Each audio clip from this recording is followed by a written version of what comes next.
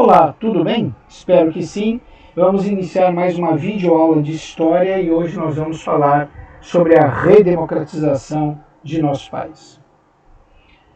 Nós observamos na aula anterior os governos militares e nós podemos notar que desde 1974 a política econômica dos governos militares entrou em ampla decadência. Tal fato fez com que, proporcionalmente, os governos militares começassem a perder o apoio da sociedade civil. E sem o apoio da sociedade civil não há como os governos militares se manterem. Por isso, desde o governo Geisel, já se fala em redemocratizar o país. O presidente Geisel falava sempre de um processo de redemocratização lento, gradual e seguro. Nós não podemos esquecer que esse processo de redemocratização ele vai obedecer às normas determinadas pelos militares. Os militares tinham medo que, caso a oposição assumisse o poder, eles sofressem vingança ou revanche daqueles que agora estavam no poder. Logo, eles determinaram algumas condições para o processo de redemocratização. A primeira condição foi a derrubada da emenda Dante de Oliveira, que estipulava eleições diretas para presidente. Os militares desejavam que o primeiro presidente pós-governos militares fosse eleito de forma indireta. A segunda condição é a segunda condição, desculpa gente, gaguejei. A segunda condição era que o candidato apresentado pela oposição para concorrer à presidência tivesse aceitação dos militares e que seu vice necessariamente fosse uma pessoa indicada pelos militares. Depois de muita procura, foi aceito pelos militares a figura de Tancredo Neves, famoso político mineiro, muito hábil e com ampla aceitação tanto ao lado dos militares quanto do lado da oposição. E o seu vice, como nós falamos, José Sarney, pessoa de confiança dos militares. Bom, infelizmente, aí nós temos uma foto, da posse de José Sarney e Tancredo Neves, né? Houve a famosa eleição indireta lá no Congresso, foram apresentados dois candidatos concorrendo à presidência, de um lado Tancredo Neves e de outro Paulo Salim Maluf. Como era esperado, ganhou Tancredo Neves e seu vice José Sarney. Essa é a foto do dia em que eles conseguem a vitória no Congresso Nacional. Ou seja, Tancredo presidente, Sarney vice. Mas, infelizmente, o destino fez com que Tancredo não assumisse o poder. Tancredo morre, acometido de diverticulite, que é um processo inflamatório que ocorre nas paredes do intestino, provocando a sua ruptura e consequente inflamação generalizada. Tancredo, que já tinha uma idade avançada, não resistiu. Tancredo morre e, por esse motivo, obviamente vai assumir o seu vice José Sarney. É claro que o governo de José Sarney já começa com uma frustração política e ideológica da volta da democracia com a morte de Tancredo Neves.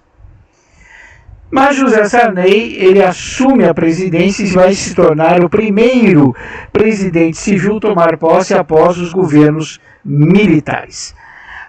José Sarney ele tinha uma missão muito difícil. Ele tinha que estabilizar a economia brasileira, que tinha um processo de inflação desenfreada, uma dívida externa impagável e um desemprego massivo, e sofrendo constantemente a redução do mercado consumidor interno. Além disso, José Sarney tinha outro problema. Ele, além de ter essa situação toda difícil para contornar na economia, ele tinha que achar um jeito de fazer isso e não abrir mão dos privilégios das elites que sempre o apoiaram. Aí nós temos uma foto da posse de José Sarney. Bom, buscando contornar a crise econômica, o Sarney montou uma equipe econômica contrária à antiga política econômica do período militar. A nova equipe foi responsável pela criação, em 1986, do Plano Cruzado. Basicamente, o Plano Cruzado tentava estabilizar a economia com o controle de salários e de preços. Com o controle de salários e preços, o governo Sarney pretendeu controlar a desenfreado processo de inflação que acometia a economia brasileira. No primeiro instante, até controlou. Os objetivos realmente foram alcançados. A inflação chegou a atingir valores negativos, o consumo aumentou e os fundos aplicados foram lançados na economia. Só que alguns meses mais tarde, a euforia do consumo levou o plano à falência. A estabilização forçada de preços retraiu os setores produtivos e acabou fazendo com que os bens de consumo desaparecessem das prateleiras dos supermercados e das empresas. Ou seja, para forçar a elevação dos preços, os fornecedores e os atravessadores passaram a esconder os produtos. Ou seja, passaram a ocultar os produtos básicos, tais como arroz, feijão, macarrão, já não se encontravam mais nas prateleiras. Muitos fornecedores, para fornecer esses produtos, passaram a cobrar ágio para a obtenção dos mesmos. As reservas cambiais do país, então, foram utilizadas para comprar mercadorias básicas no exterior e abastecer o mercado interno. Só que isso acabou com as poucas reservas cambiais que o Brasil possuía no momento. A fuga dessas reservas vai motivar um processo de crise econômica marcado pela moratória. O que é moratória? É quando o país afirma não ter mais condições de pagar nem os juros da dívida externa, quanto mais a dívida externa. Não suportando mais esse conjunto de medidas, o controle de preços vai ser abolido e a inflação vai voltar a disparar. Mesmo ainda tentando novos planos, como o Plano Bresser em 1987 e o Verão em 1989, a economia brasileira não conseguia vencer o seu problema de inflação. No ano de 1989, pasmem vocês, a inflação anual já alcançava 1.764%. Então observa, gente. No ano de 1989, a inflação era de 1.764%. Eu quero que vocês entendam isso que a gente acabou de falar. O Sarney ele tenta controlar a inflação de uma maneira muito primária. Ele tenta controlar a inflação controlando salários e preços. Nem sobe salário, nem sobe preço. A princípio, isso foi positivo. Por quê? Porque os preços não subindo permitiram que o poder aquisitivo do trabalhador, da classe brasileira e da sociedade brasileira em geral, conseguisse comprar esses produtos que agora não subiam mais dia a dia, hora a hora. Só que esse aumento de consumo fez aumentar a ganância dos fornecedores e dos atravessadores, que não entendiam por que tinham que manter aquele preço, se podiam aumentar o preço e ganhar muito mais com esse consumo que cada vez mais se elevava. Então, para forçar o governo a liberar os preços, os atravessadores e os fornecedores em geral, eles começam a esconder os produtos básicos. E quando eu falo em produto básico, é produto básico mesmo. É arroz, feijão, macarrão, óleo, sabão e por aí vai. A população não encontra mais esses produtos nos supermercados e começa o total desespero. Total desespero. Em muitos lugares, muitos supermercados oferecem quantidades limitadas do produto, só que para que tu possa adquirir, você vai ter que pagar um ágio, vai ter que pagar um valor acima do valor congelado. José Sarney, ele cria até os tais fiscais do Sarney, ou seja, ele torna cada cidadão brasileiro um fiscal do Sarney, ou seja, se tu chegar no supermercado e o produto não estiver lá ou tentarem te vender o produto com ágio, tu comunica às autoridades e eles darão voz de prisão ao dono, o gerente do supermercado, ou dono e gerente da quitanda e por aí vai. Gente, é claro que isso não vai dar certo, né?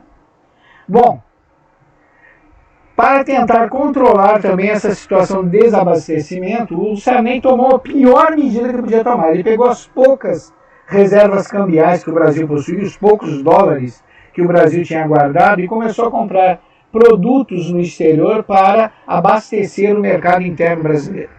Com o tempo nós ficamos sem reserva e a crise de abastecimento permaneceu. O Sarney não teve outro jeito a não ser decretar moratória, ou seja, não vai mais pagar dívida externa nenhuma, não vai pagar mais juros nenhum de dívida externa nenhuma, porque não tem mais dinheiro, não tem mais dólar. E de quebra, sem saber mais o que fazer, ele vai liberar os preços. Quando ele libera os preços, fornecedores e atravessadores fazem a festa. O preço dos produtos mais básicos sobem estrondosamente e são corrigidos diariamente, às vezes até por turnos. De manhã tinha um preço, de tarde tinha outro, de noite tinha outro. E a inflação alcança o patamar impressionante de 1.764%. Bom, o governo de José Sarney termina e finalmente vão ocorrer as primeiras eleições diretas para presidente, e o presidente eleito será Collor de Mello. O presidente Collor de Mello derrota o seu opositor Luiz Inácio Lula da Silva. Collor de Mello, então, será o primeiro presidente eleito pelo voto direto. Depois da ditadura militar, não vamos dizer, depois dos governos militares, né? Ele se elege através de um discurso de combate à corrupção e aos privilégios de determinados setores do serviço público que recebiam altíssimos salários, os quais ele apelidou esses servidores que recebiam altíssimos salários de marajás. Collor se autodenominou o caçador de marajás. Ao assumir, no entanto, a história não foi bem essa. Ao assumir, as medidas que Collor tomou foram o Plano Collor, que se baseava no depósito compulsório de valores em conta corrente ou poupança acima de 50 mil cruzeiros. Deixa eu explicar isso para vocês.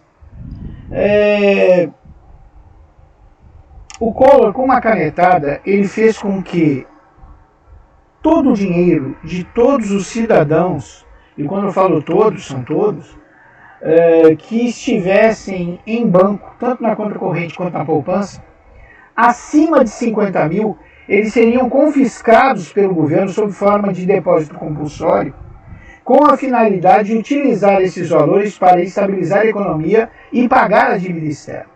Olha que coisa interessante. Então, vamos supor, tu vendeu teu carrinho e conseguiu o valor de 60 mil. Se tu for lá na tua poupança pegar os 60 mil para comprar outro carrinho, tu vai encontrar só 10 mil, 50 mil, 10 mil o Collor levou. Então, todos os valores acima de 50 mil serão compulsoriamente captados pelo governo. O empresário tinha que pagar sua folha de pagamento, tinha lá guardado 80 mil cruzeiros para pagar sua folha de pagamento. Quando ele chega lá, ele encontra apenas 50 mil. 30 mil o governo levou. E assim por diante.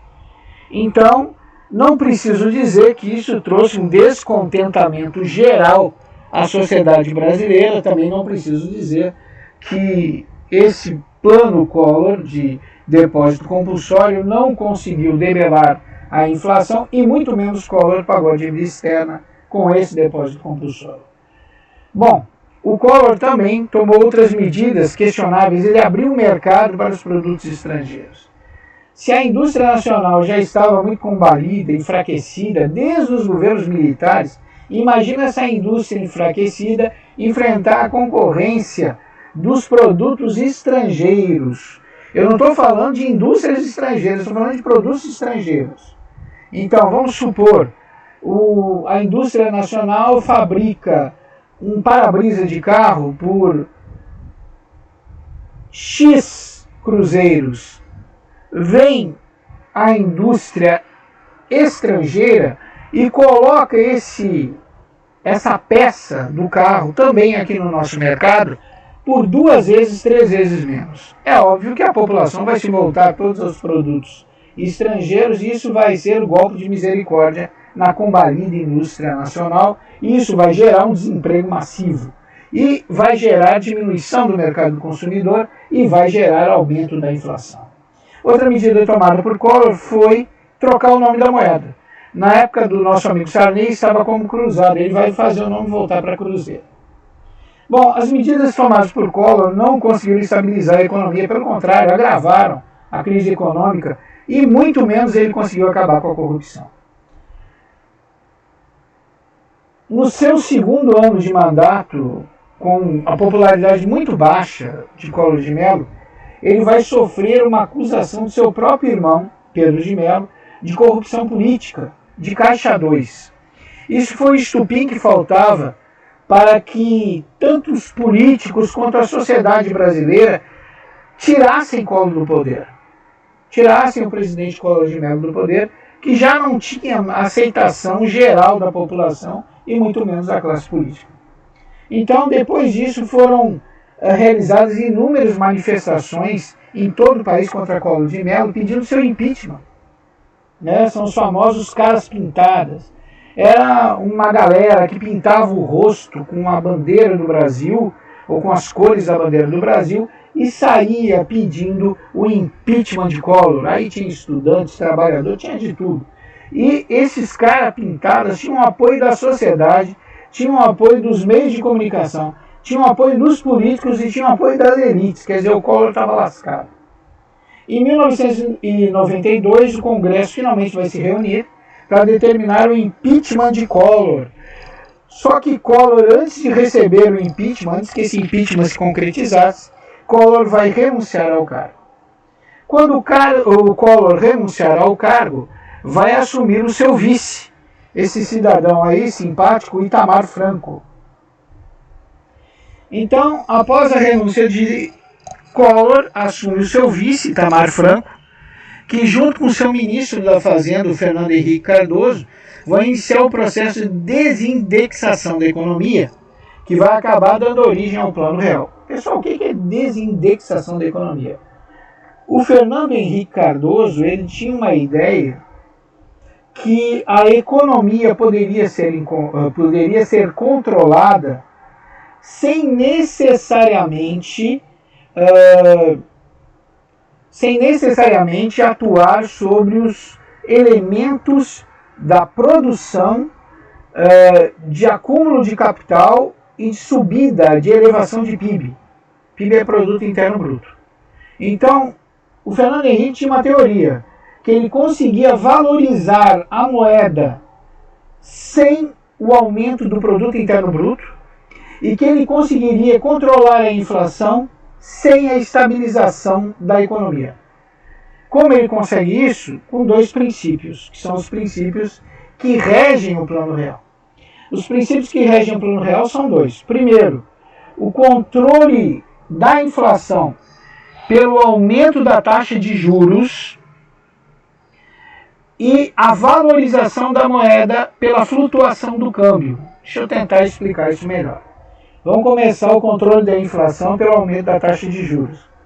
Se eu botar os juros lá em cima, a população não consegue mais comprar bens e serviços a longo prazo. No máximo 10 a 12 meses. Mas antes do Fernando Henrique, haviam compras de produtos básicos de consumo, como uma geladeira, 36 meses. Esse processo prolongado de financiamento, ele encarecia por demais o produto, elevava os juros ao consumidor e, de quebra, ele fazia com que aquele consumidor, preso a pagar aquele produto por 36 meses, consumisse menos, porque ele já estava com seu orçamento comprometido com a compra daquele produto por 36 meses. Então, se tu elevasse muito a taxa de juros, ninguém ia querer comprar produtos, bens em geral, por um prazo muito alongado. Isso faria com que o consumidor, no máximo, se endividasse por 12 meses, por exemplo, e depois desses 12 meses ele tivesse condições de comprar um outro produto. e fazia também com que os juros ao consumidor, os juros diretos, não se elevassem de maneira estrondosa. Então, a elevação da taxa de juros a longo prazo impede que a inflação se torne descontrolada, ela refreia o consumo e faz com que o fornecedor também atue com preços mais compatíveis com o mercado. Porque se elevar muito o preço, ninguém vai comprar. Não existe mais aquele financiamento a longo prazo. Existe um financiamento de curto prazo, de no máximo 1 ano. E a valorização da moeda? Sem PIB, sem produção, sem nada. A valorização da moeda seria pelo controle da flutuação do câmbio. O Fernando Henrique Cardoso, ele traça um plano de flutuação de câmbio, onde ele promete que jamais a moeda nacional vai oscilar abaixo de R$ 4,50. Eu sei que vocês já devem estar pensando que isso aí acabou, né? Realmente, por isso que o nosso dinheiro está desvalorizando tanto. Porque nós perdemos o controle da valorização do capital pela flutuação do câmbio. Há muito tempo os 4,50 foram esquecidos. Hoje, se eu não me engano, me perdoem, hoje é 20 de outubro de 2020, se eu não me engano, o dólar deve estar 5,79, 5,75, bem acima dos 4,50, prometido pelo Fernando Henrique Cardoso. Então, se a nossa moeda nunca vai ser inferior, ou seja, que no máximo R$ 4,50 vão comprar um dólar, isso faz com que a nossa moeda se estabilize, se valorize automaticamente, aumentando o poder de compra do trabalhador, aumentando o poder de compra do importador. Então, esse plano do Fernando Henrique tinha tudo para dar errado, porque isso era uma teoria, mas por incrível que pareça, deu certo. Então, nós vamos ver que com a desindexação da economia, com a utilização do plano real, que atua sobre elevação de taxas de juros e flutuação de câmbio, nós vamos ver que a inflação começa a apresentar sinais de decaída, de controle. Então, o plano real se mostra eficiente para debelar a inflação. O Itamar Franco ele vai deixar o poder em 1º de janeiro de 1985, com um índice de popularidade entre os mais altos da República. Para substituí-lo, claro, Fernando Henrique Cardoso, o homem que bolou o plano real. Né? A plataforma de Fernando Henrique Cardoso para assumir a presidência foi muito simples. Que ele, como criador do plano real, seria a pessoa mais aconselhada para manter a implementação do plano real. Nessa época, concorreu com Fernando Henrique e Lula. Então Lula perdeu para Collor e agora Lula vai perder 2 mandatos seguidos para Fernando Henrique. O principal carro forte de Fernando Henrique para se manter no poder era que ele, como criador do Plano Real, era a pessoa mais indicada para a implementação do Plano Real e a redução definitiva da inflação. O Fernando Henrique, então, no seu primeiro mandato, e através da implantação crescente do Plano Real e da estabilização gradativa da inflação e da economia brasileira, ele vai conseguir muita popularidade e vai ganhar facilmente o seu segundo mandato, ele vai derrotar Lula novamente. No seu segundo mandato, o Fernando Henrique ele vai arranhar um pouco a sua popularidade com tal processo de privatização.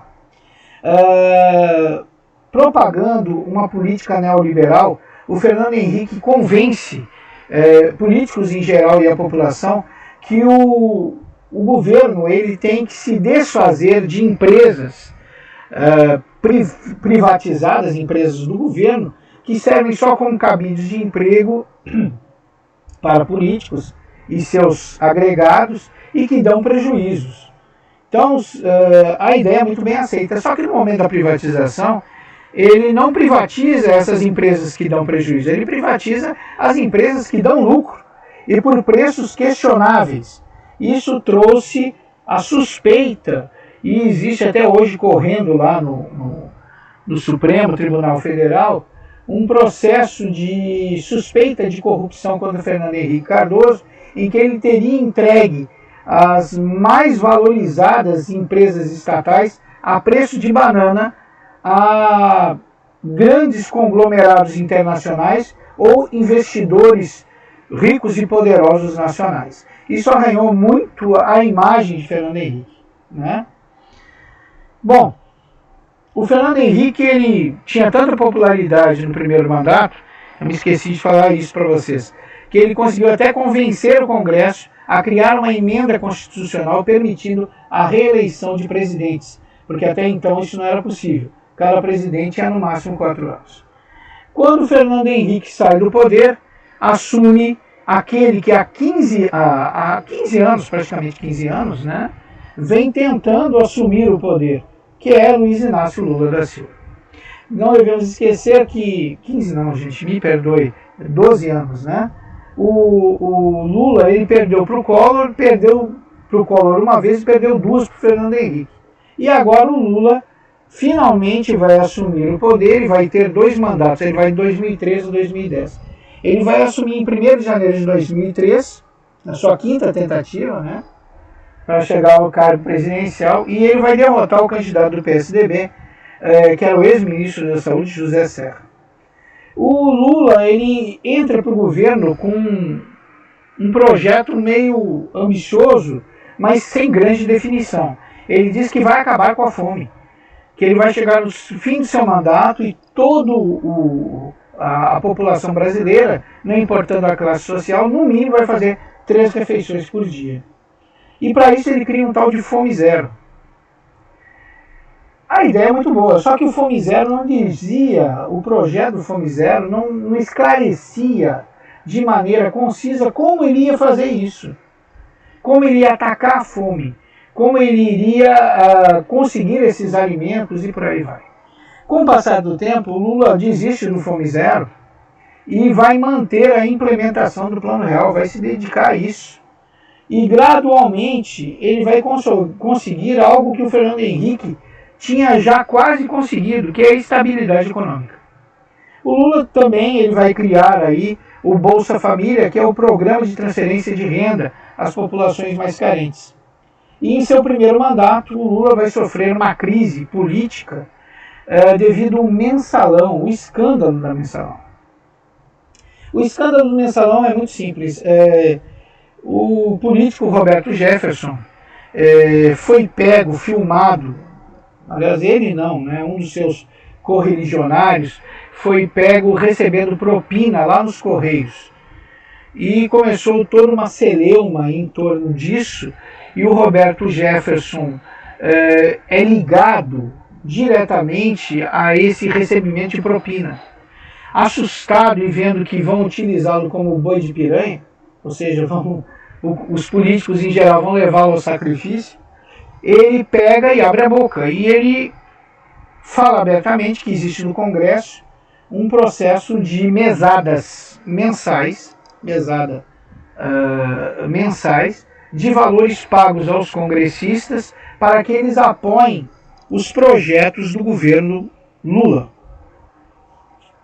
Então vai haver uma CPI, vai haver uma celeuma toda, realmente haviam fartas provas, vai ser mandado para o STF, alguns vão ser punidos, mas o governo Lula prossegue, né? Apesar disso tudo, o governo Lula prossegue, e ele tem como seu ministro da Economia, Henrique Meirelles, né?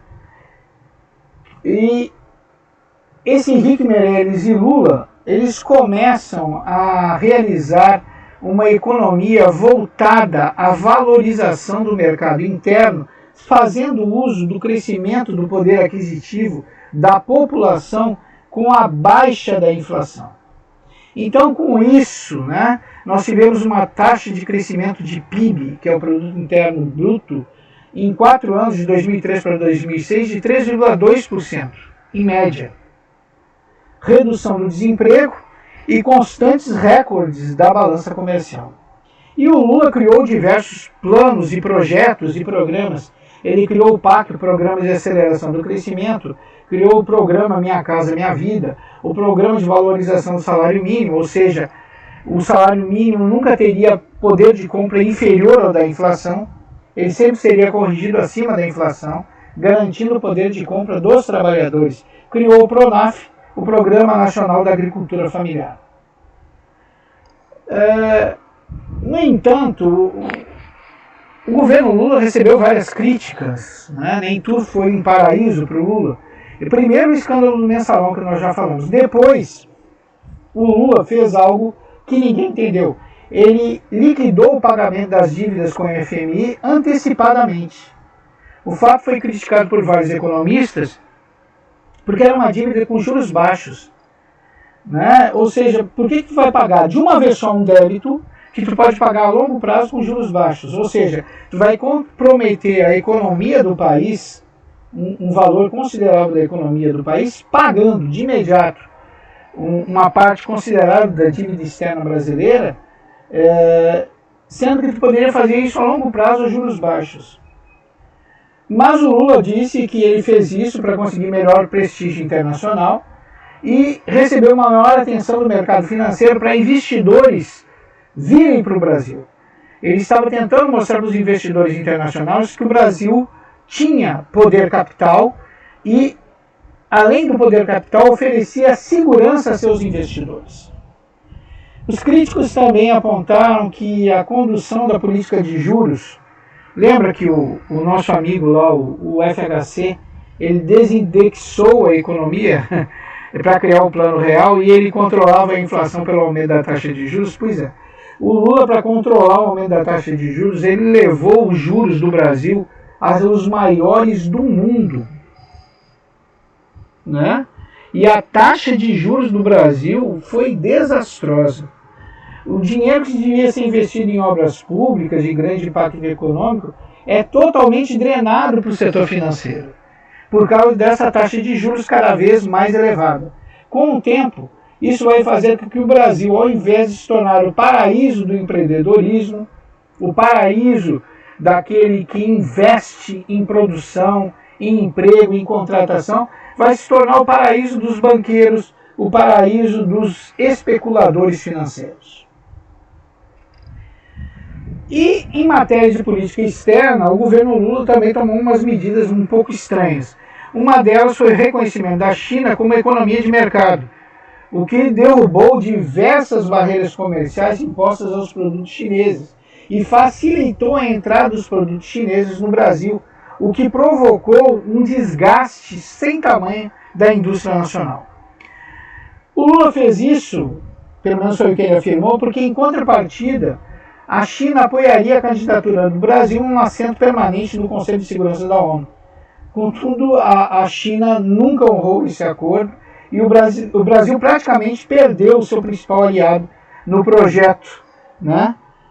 A princípio, o nosso principal aliado no projeto desiste do Brasil, né? Enquanto isso, a China goza de livre entrada no nosso comércio e no nosso mercado. Mesmo assim, nós não podemos questionar que o governo Lula teve seus acertos, não podemos questionar que houve estabilização da economia nesse período de governo, como não podemos questionar que o PIB nunca foi tão grande e as taxas de desemprego nunca foram tão pequenas. Chegamos perto do desemprego zero. E o Lula conseguiu tirar o Brasil do mapa da fome. Gente, isso não tem nada a ver com direita e esquerda. Eu fiz questão de apresentar os prós e contras do governo Lula, mas eu não posso também deixar de falar o que o presidente Lula fez de certo. Assim como eu falei há pouco, aquilo que ele fez de errado. Né? Porque isso também é desonesto, é esconder a verdade, é não contar a história. Eu sempre falo para vocês que não importa esquerda ou direita, o que importa é a verdade. Busquem a verdade. Né? E quando se ensina, se deve procurar a verdade. Como todo presidente, Lula teve seus acertos e teve seus erros, que não foram poucos também. Né? Bom, o governo Lula termina, e ele termina com um índice maior de aprovação que um presidente da República recebeu até então. O governo Dilma, nós vamos estudar mais adiante, ele vai ser cobrado na prova da terceira unidade. Então encerraremos o nosso estudo da redemocratização do país por aqui. E o governo Bolsonaro? O governo Bolsonaro é um governo em andamento. seria desonesto analisar historicamente um governo que está em andamento, que nós não sabemos como vai acabar, se vai acabar bem, vai acabar mal, vai ser bom para o país, vai ser ruim para o país. Então, o nosso estudo da redemocratização do país vai até o governo Dilma, ok? Mas não se preocupem, para não haver um grande acúmulo de conteúdo, o governo Dilma fica para a prova da terceira unidade. Eu espero que vocês tenham gostado dessa videoaula, eu espero também que todos vocês fiquem bem e que Deus abençoe a vocês e vossas famílias. Até breve e que Deus os proteja.